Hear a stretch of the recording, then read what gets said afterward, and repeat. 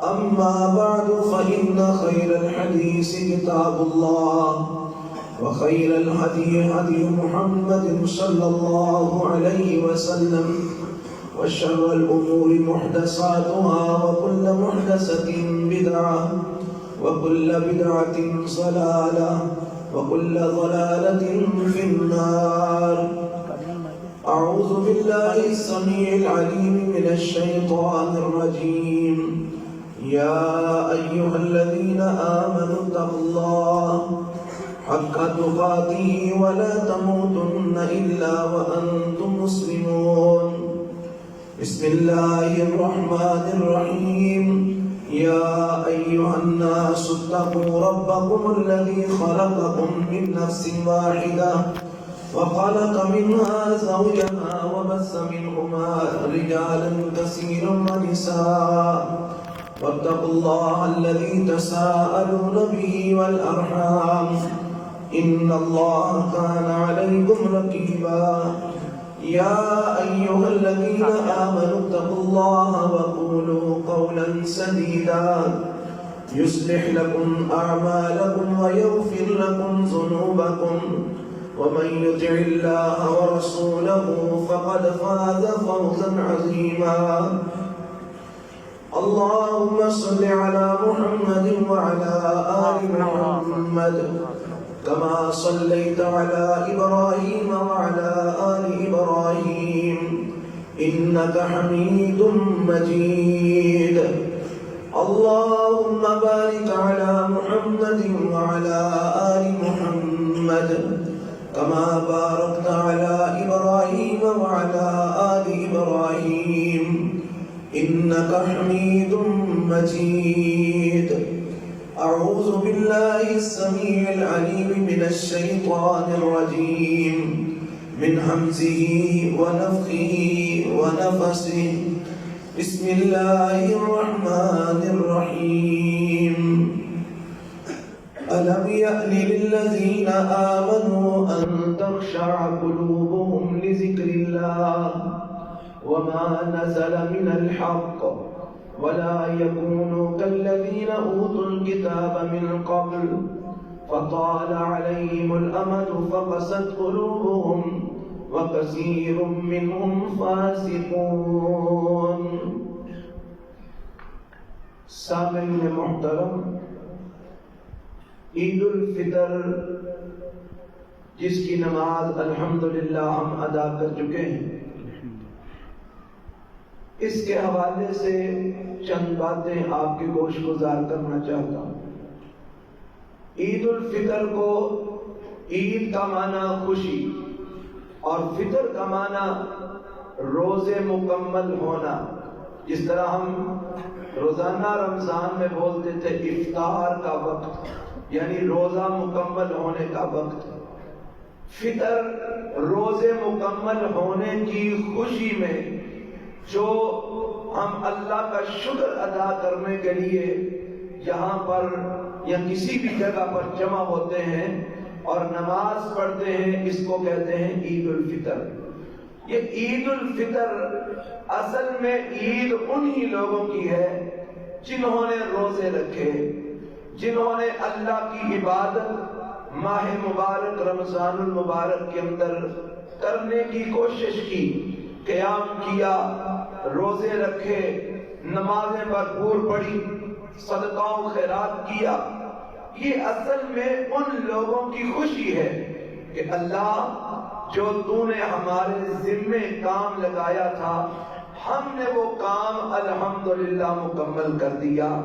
اب ہم تیرے سامنے التجا کرنے کے لیے اکٹھے ہوئے ہیں کہ جو ہم نے محنت، جو کوشش ٹوٹی پھوٹی کی ہے، تیرے حکم کو پورا کرتے ہوئے اللہ اپنی بارگاہ میں اس کو قبول فرما دے، اللہ اس کو منظور فرما دے۔ یہ عید الفطر ہے حضرات۔ عید الفطر پڑھنے کے بعد ہمیں تھوڑا سا غور کرنا ہے، اپنا تھوڑا سا محاسبہ کرنا ہے۔ ہم نے رمضان کے مہینے کے اندر سارا دن کھانا اور پینا چھوڑے رکھا، نہ پانی پیا، نہ کوئی بوتل پی، نہ شربت پیا، نہ ہم نے روٹی کھائی، نہ چاول کھائے، نہ کوئی پھل، نہ فروٹ، کوئی چیز، حالانکہ یہ سب چیزیں ہمارے لیے حلال تھی۔ روٹی حلال تھی، چاول حلال تھے، یہ مشروبات حلال تھے، پانی پینا حلال تھا، لیکن ہم نے رمضان کے مہینے کے اندر یہ سب کچھ چھوڑے رکھا۔ کیوں چھوڑے رکھا؟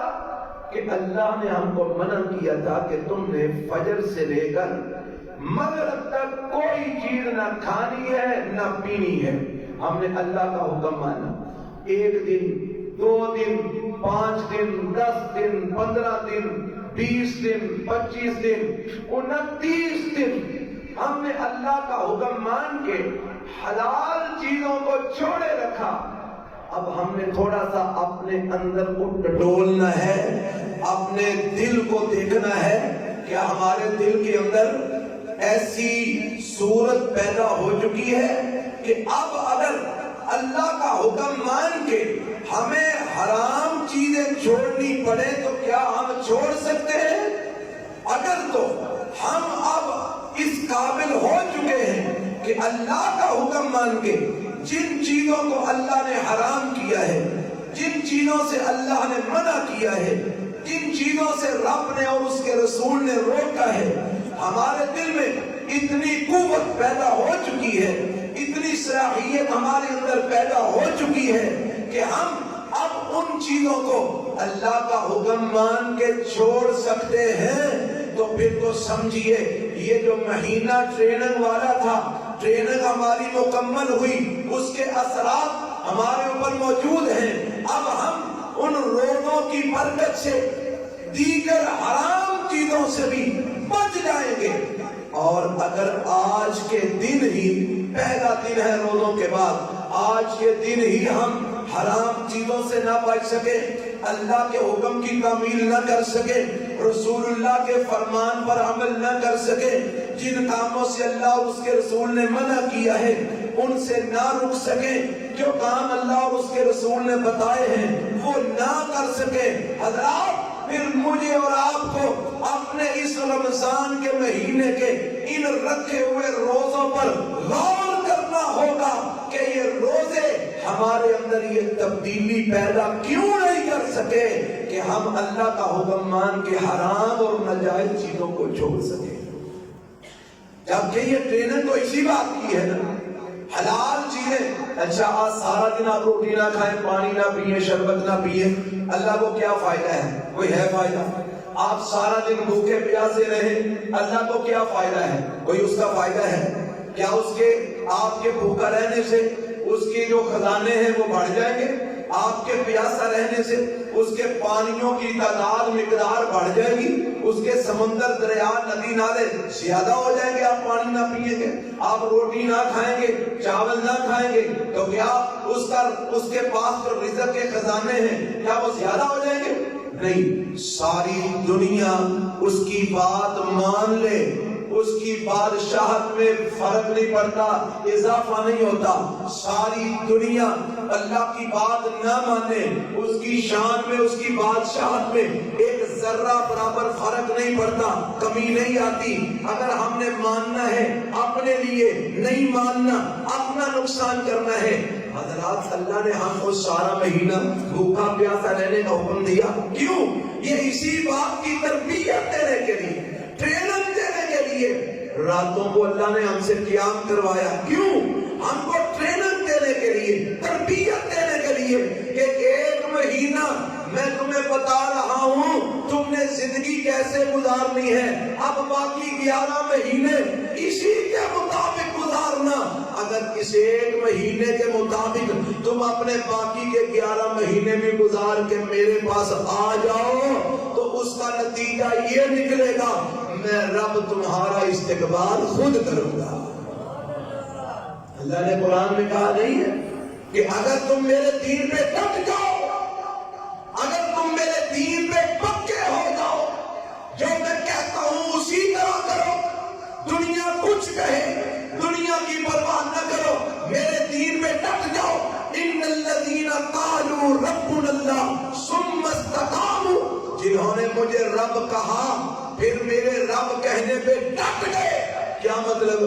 بڑے لوگوں نے کہا وہ تو کیا کر رہا ہے، تو ملا ملوانا بن گیا ہے، تجھے دنیا کی فکر ہی نہیں رہی، تجھے جناب دنیا داری اب بھول ہی گئی ہے، لوگ جو مرضی کہتے رہیں، ملا کہیں، ملوانا کہیں، وہابی کہیں اور پتہ نہیں کیا کیا کچھ کہیں، تم کسی کی پرواہ نہ کرنا، بس میری باتیں مانتے جانا، میرے رسول کی اطاعت کرتے جانا، جو حکم میں نے دیا اس پہ ڈٹ جانا، میری ربوبیت پر، میری الوہیت پر ڈٹ جانا، تم ڈٹ کے دین اسلام پہ زندگی گزار کے آ جانا، اللہ تو کیا کرے گا؟ فرمایا نزلا من غفور الرحیم، میں رب خود تمہاری میزبانی کروں گا، میں خود تمہاری مہمان نوازی کروں گا، بشرطے کہ تم اپنے باقی کے 11 مہینے بھی اس ایک مہینے کی طرز میں گزار کے آ جاؤ۔ اللہ کیا طرز ہے؟ فرمایا میں نے حلال چیزیں چھڑا کے تمہیں تربیت دے دی ہے کہ میرا حکم مان کے حلال چھوڑتے ہو تو حرام کیوں نہیں چھوڑتے، میرا حکم مان کے جائز کام چھوڑتے ہو، بیوی کے پاس جانا حلال ہے، جائز ہے، لیکن تم رمضان کے مہینے میں صبح سے شام تک اپنی بیوی سے کوئی ایسی حرکت، کوئی ایسی بات نہیں کرتے کہیں میرا روزہ خراب نہ ہو جائے۔ میں نے تمہیں یہ ٹریننگ دی ہے، اب 11 مہینے تم نے حرام کاری سے بچنا ہے، جس طرح ایک مہینہ حلال بیوی کے ساتھ تعلق بنانے سے روزے کی حالت میں تم بچتے رہے، اسی طرح 11 مہینے اب حرام کاریوں سے بچ جانا، یہ میں نے تمہیں تربیت دی ہے، ٹریننگ دی ہے کہ تم نے 11 مہینے کس طرح گزارنے ہیں۔ ہم نے پڑھا، ہم نے حدیثوں میں سنا پڑھا کہ روزے کی حالت میں جھوٹ نہیں بولنا، سنا ہر علماء نے بیان کیا روزے کی حالت میں جھوٹ نہیں بولنا، روزہ ضائع ہو جائے گا، روزے کی حالت میں کسی کے ساتھ فراڈ نہیں کرنا، روزہ ضائع ہو جائے گا، روزے کی حالت میں دھوکہ نہیں دینا، روزہ ضائع ہو جائے گا، چغلی نہیں کرنی، روزہ ضائع ہو جائے گا، غیبت نہیں کرنی، روزہ ضائع ہو جائے گا۔ اور میرے بھائیوں، ایک روزہ کھانے پینے کو چھوڑنے کا نام ہے، جو تمہارے غیبت، چوری، جھوٹ، فراڈ، دھوکے، بے ایمانی 2 نمبری سے ضائع ہو جائے گا۔ ایک روزہ دل کا ہوتا ہے، اور وہ جو دل کا روزہ ہے وہ پورا سال رہتا ہے، وہ پوری زندگی رہنا چاہیے، وہ روزہ بھی جھوٹ بولنے سے ضائع، جناب فراڈ کرنے سے ضائع، دھوکہ دینے سے ضائع، 2 نمبری کرنے سے ضائع، اور غیبت کرنے سے ضائع، چغلی کرنے سے ضائع، لوگوں کے ساتھ بے ایمانی کرنے سے ضائع ہو جائے گا، کسی کا حق مارنے سے ضائع ہو جائے گا، ظلم کرنے سے ضائع ہو جائے گا، زیادتی کرنے سے ضائع ہو جائے گا۔ ایک مہینہ تمہیں ٹریننگ دے دی ہے، اب 11 مہینے تم نے کسی کے ساتھ زیادتی نہیں کرنی، ظلم نہیں کرنا، جھوٹ نہیں بولنا، غیبت نہیں کرنی، چغلی نہیں کھانی، 2 نمبری نہیں کرنی، فراڈ نہیں کرنا، لوگوں کا حق نہیں مارنا، حقوق اللہ بھی پورے کرنے ہیں، حقوق العباد بھی پورے کرنے ہیں۔ فرمایا اب زندگی اس طرز پہ گزارنی ہے، یہ مہینہ تمہیں دے کر میں نے ٹریننگ دے دی ہے، یہ تربیت ہے۔ اور جو آیت میں نے پڑھی ہے نا، اس آیت میں اللہ پتہ کیا کہتے ہیں؟ الم یان للذین آمنوا ان تخشع قلوبهم لذکر اللہ، میں نے تمہیں اتنی ٹریننگ دی ہے، دلائل دیے ہیں، قرآن تمہیں سنایا ہے، حدیثیں پڑھائی ہیں، تمہیں میں نے دین سکھایا ہے، تمہیں سارا کچھ جنت جہنم کے سارے نظارے میں نے کروا دیے ہیں، اور ابھی بھی اگر تمہارے دلوں میں اللہ کا ڈر پیدا نہیں ہوا، پھر وہ کون سا وقت آئے گا جب تمہارے دلوں میں اللہ کا ڈر پیدا ہوگا؟ کہیں تم ان اہل کتاب کے طرح اپنے دل سخت تو نہیں کر بیٹھے کہ جنہوں نے ہر قسم، اہل کتاب سے بڑا یہود و نصارہ، جنہوں نے ہر قسم کی دلیلیں اپنے آنکھوں سے سامنے دیکھ کر، معجزات دیکھ کر بھی وہ ایمان نہ لائے، کہیں تمہارے دل ان لوگوں کی طرح سخت تو نہیں ہو گئے کہ تمہارے دل پہ نہ قرآن اثر کر رہا ہے، نہ رسول اللہ کا فرمان اثر کر رہا ہے، نہ رمضان کا مہینہ اثر کر رہا ہے، تم چونکہ تم ہو، تمہارے اندر تبدیلی نہیں آ رہی، اور کہیں تم اہل کتاب کی طرح اپنے دلوں کو سخت تو نہیں کر بیٹھے۔ ابھی بھی اگر تمہارے اندر اللہ کا ڈر نہیں پیدا ہوا، کب پیدا ہوگا؟ ابھی بھی اگر تم نہیں بدلے، کب بدلو گے؟ لم یان الذین آمنوا ان تخشع قلوبهم لذکر اللہ. اللہ کا ذکر سن سن کے سارا مہینہ تم نے قرآن سنا، تمہارے دل نہیں بدلے. صبح بھی قرآن، شام بھی قرآن، رات بھی قرآن، خطبوں میں بھی قرآن، درسوں میں بھی قرآن، تراویح میں بھی قرآن، ابھی بھی تمہارے دل نہیں بدلے. کب بدلیں گے اگر ابھی بھی نہیں بدلے؟ عزیز بھائیوں، یہ اس محاسبے کا وقت ہے، ہمیں اپنا محاسبہ کرنا ہے. یہ عید صرف جناب خوشیوں کا عید ایک دن نہیں ہے، خوشی بھی ہو ساتھ ساتھ اپنا محاسبہ بھی ہو کہ یا اللہ میں نے جو روزے رکھے ہیں ذرا میں دیکھوں تو صحیح میرے روزے کس طرح کے تھے. ایک بچہ پیپر دے کے آتا ہے نا تو جو سیانے بچے ہوتے ہیں نا وہ پھر غور کرتے ہیں میں نے فلاں سوال اس طرح کر کے لکھا تھا، جواب اس کا اس کے اتنے نمبر آ سکتے ہیں، میں نے فلانے کا جواب اتنا لکھا تھا اس کے اتنے نمبر آ سکتے ہیں. وہ بچہ آگے گھر بیٹھ کے تھوڑا اندازہ لگا دیتا ہے کہ اگر 70 نمبر کا پیپر ہے تو میں یہ لکھ کے آیا ہوں، میرے کم از کم کوئی 50 تو آ ہی جائیں گے. اس کو اندازہ ہو جاتا ہے میں کیا لکھ کے آیا ہوں، مجھے کتنے کو نمبر مل جائیں گے. اس میں 2-4 نمبروں کا آگا پیچھا ہو جائے تو کوئی ٹینشن نہیں ہوتی. عزیز بھائیو، ہم نے 29 روزے رکھے، ہم نے 29 راتیں قیام کیا. اب ذرا ہم بھی تو تھوڑا سا اندازہ لگائیں ہمیں کتنے کو نمبر مل جائیں گے. ہم بھی تو پیپر حل کر کے فارغ ہوئے ہیں، کیا ہمیں اتنے نمبر مل جائیں گے کہ جس کے بارے میں رسول اللہ صلی اللہ علیہ وسلم نے فرمایا، اللہ تعالیٰ فرماتے ہیں ہر عمل کا بدلہ 10 گنا سے لے کے 700 گنا تک میں لکھتا ہوں. لیکن فرشتوں کو فرمایا الا الصوم، روزے کو چھوڑ دو، روزے کو نہ لکھنا. اللہ وہ کیوں نہ لکھیں؟ فرمایا کیونکہ الصوم لی وانا اجزی بہ، روزہ چونکہ صرف میرے لیے ہے، اس کی جزا میں رب خود ہی دے سکتا ہوں. سبحان اللہ. اور بعض علماء نے اس کا ترجمہ یہ کیا ہے روزہ میرے لیے ہے، اس کی جزا میں رب خود ہی بن جاؤں گا، میں اپنا آپ اپنے بندوں کے سامنے لے آؤں گا، وہ میرا دیدار کریں گے، مجھ سے ملاقات کریں گے. اب ہم نے دیکھنا ہے ہم نے روزے رکھے کتنے کو نمبر مل جائیں گے. کیا اللہ سے ملاقات ہو جائے گی؟ اللہ کا دیدار نصیب ہو جائے گا؟ اللہ نے کہا تھا روزے دار کو 2 خوشیاں ہیں.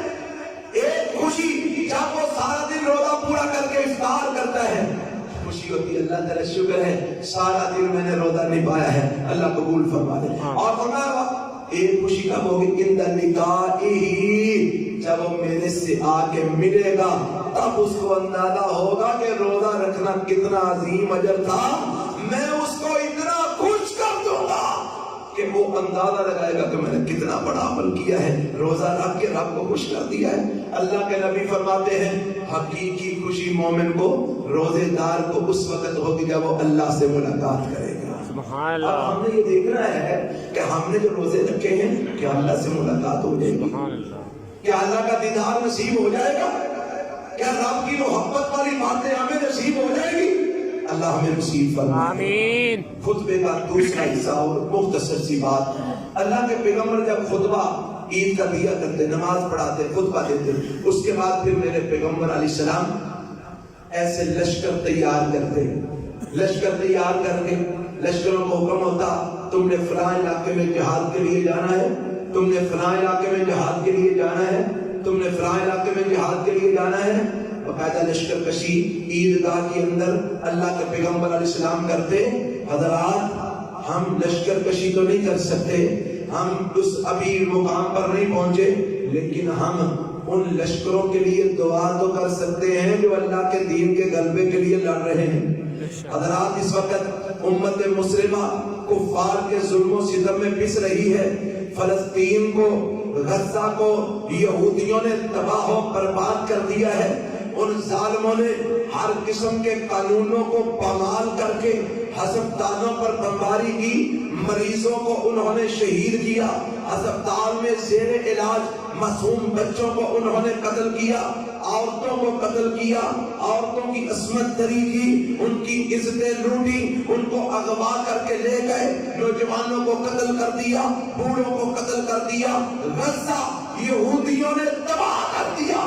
فلسطین کے اوپر اتنا ظلم کیا ان یہودیوں نے کہ شاید تاریخ میں اس کی مثال نہ ملتی ہو کہ زخمیوں کو بھی قتل کیا جا رہا ہے، معصوم چھوٹے چھوٹے چند مہینوں اور 2 4 5 سالوں کے بچوں کے اوپر بمباریاں کی جا رہی ہیں، بم پھینکے جا رہے ہیں، ان کے جسموں کے ٹکڑے کیے جا رہے ہیں ہسپتالوں کے اندر، حالانکہ ہسپتال کے آگے سے گزرتے ہوئے انٹرنیشنل قانون ہے، وہاں پر گاڑی کا ہارن دینا بھی منع ہے، آپ ہسپتال کے آگے سے گزرتے گاڑی کا ہارن نہیں دے سکتے، مریض ڈسٹرب ہوں گے، لیکن یہاں پر دنیا میں کوئی قانون کافر کے لیے نہیں رہا، اس نے ہسپتالوں پر بمباری کر کے زخمی عورتوں، بچوں اور زخمی جوانوں کو اس نے شہید کیا، ہزاروں کی تعداد میں غزہ میں مسلمان اب تک شہید ہو چکے ہیں، اور پوری دنیا کے مسلمان حکمران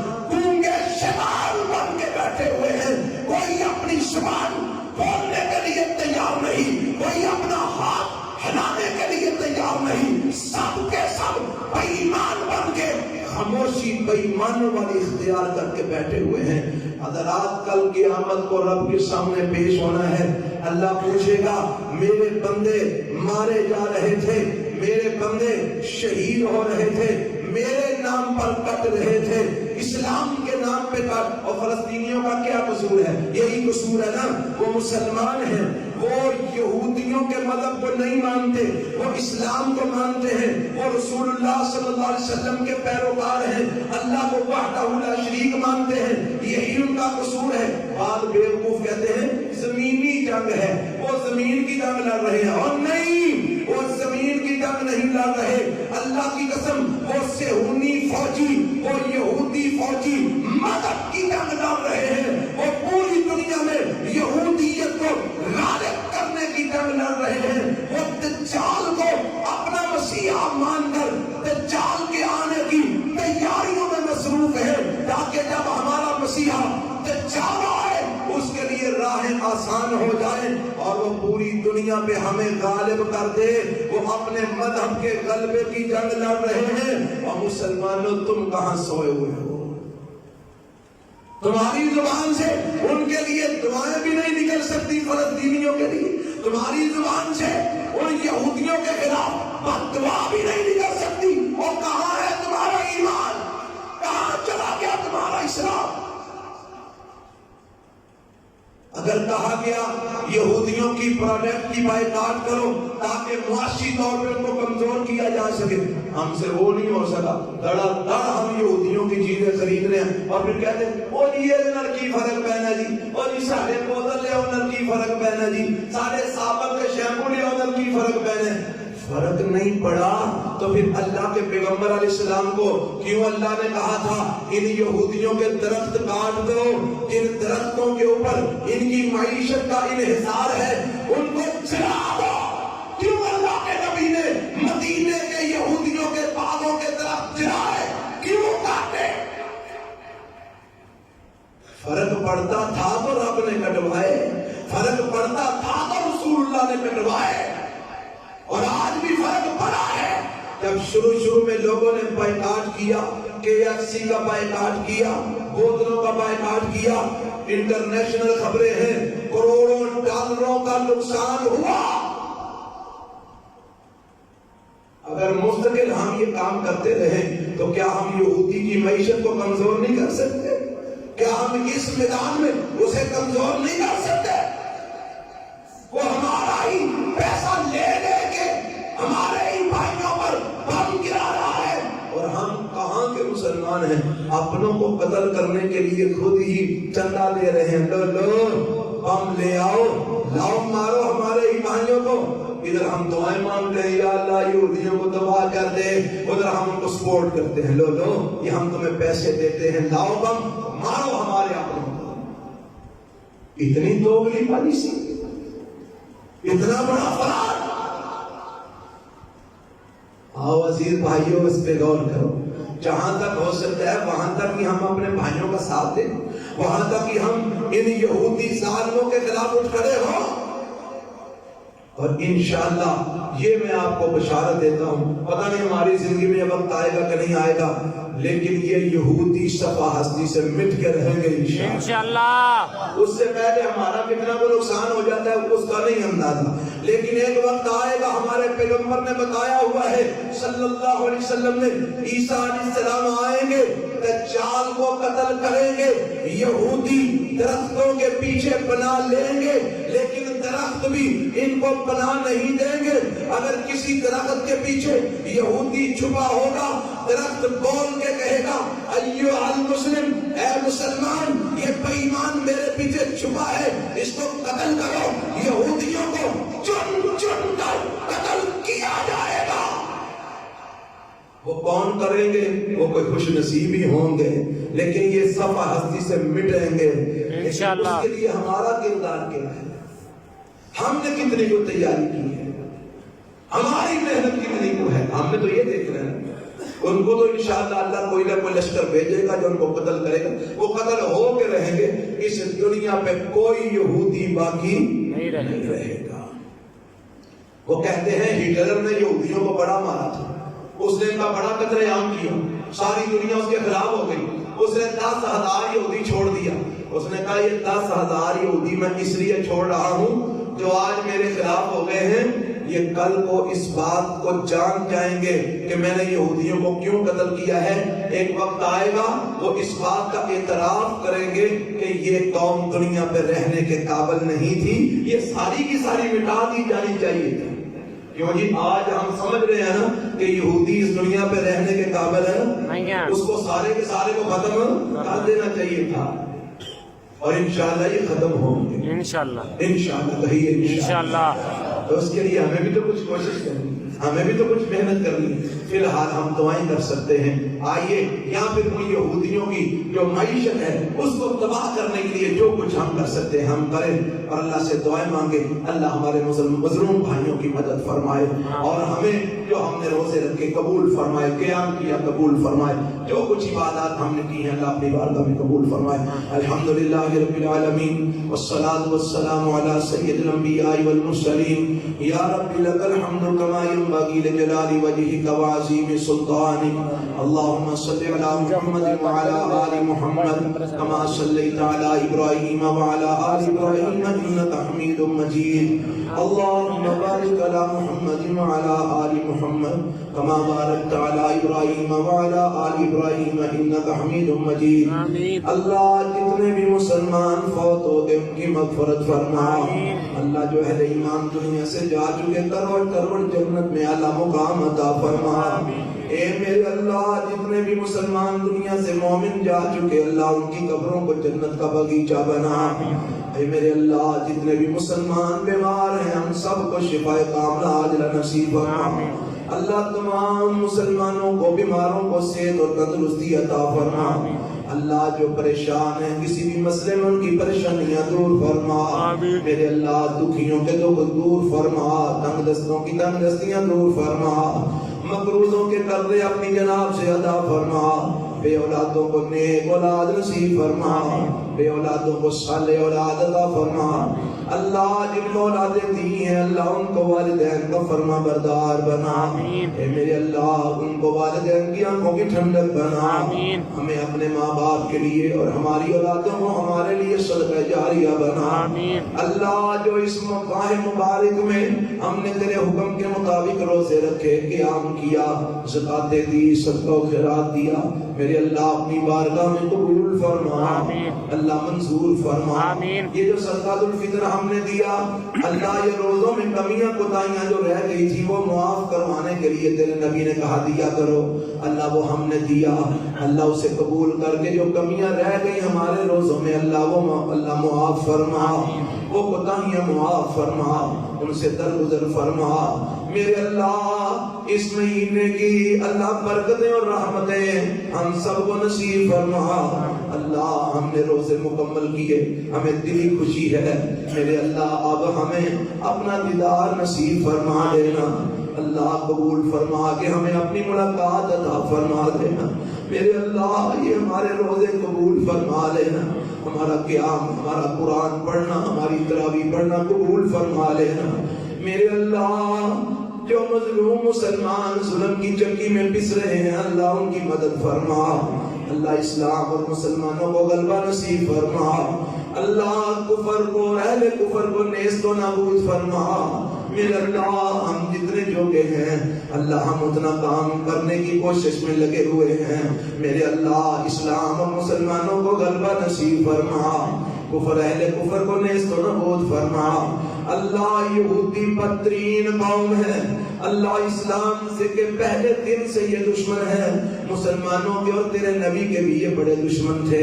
آج ہمارے بھی دشمن ہیں، ہماری اولادوں کے بھی دشمن ہیں، میرے اللہ ان یہودیوں کو تباہ و برباد فرما، اللہ ان کو نیست و نابود فرما، میرے اللہ جو بھی اسلام اور مسلمانوں کا دشمن ہے میرے اللہ اسے نیست و نابود فرما، اسلام اور مسلمانوں کو غلبہ عطا فرما، مظلوم فلسطینیوں کی اللہ مدد فرما، اللہ غیب سے ان کی مدد فرما، انہوں نے بڑی قربانیاں دی ہیں میرے اللہ ان کی قربانیاں قبول فرما، اللہ انہوں نے جوان بیٹوں کی معصوم بچوں کی اپنی بیویوں کی اپنی بیٹیوں کی قربانیاں دی میرے اللہ ان کی قربانیاں قبول فرما، میرے اللہ ان مظلوموں کی مدد فرما، اللہ ان مظلوموں کی مدد فرما، انہیں دنیا والوں کے دھوکے سے نکال کے اللہ ان کی مدد فرما کے انہیں غلبہ نصیب فرما، یہ سارے دنیا والے مل کے انہیں دھوکے میں رکھے ہوئے ہیں میرے اللہ ان کو دھوکے سے نکال، اللہ ان کی مدد فرما، اللہ ایسے مجاہدین ایسی افواج وہاں پہ بھیج جو ان کے ساتھ مخلص ہوں، کفر کے خلاف ڈٹ کے لڑنے والی ہوں، اللہ ایسے لشکر ایسی فوجیں وہاں بھیج، ان فوجوں کی مدد فرما، ان لشکروں کی مدد فرما، اللہ یہودیوں کو کفار کو نیست و نابود فرما، ہمارے ملک پاکستان کی اللہ حفاظت فرما، اللہ جو اس ملک کے ساتھ مخلص ہیں اللہ ان کی بھی حفاظت فرما، جو اس ملک کے اور دین اسلام کے دشمن ہیں میرے اللہ ہم سب کو اور اس ملک کو ان ظالموں کے شر سے محفوظ فرما، اللہ ان ظالموں کے شر سے محفوظ فرما، وہ جو کوئی بھی ہے جو اس ملک کے ساتھ مخلص نہیں اور جو دین اسلام کے ساتھ مخلص نہیں میرے اللہ ہمیں ان سے نجات عطا فرما، اللہ ہمیں مخلص دین کے ساتھ مخلص اسلام کے ساتھ مخلص پاکستان کے ساتھ مخلص حکمران عطا فرما، اللہ ہمیں معاف فرما، ہماری التجائیں دعائیں قبول فرما، ربنا تقبل منا انك انت السميع العليم وتب علينا انك انت التواب الرحيم، صلی اللہ تعالی علی خیر خلقہ محمد وآلہ وصحبہ اجمعین برحمتک یا ارحم الراحمین، تکبیر۔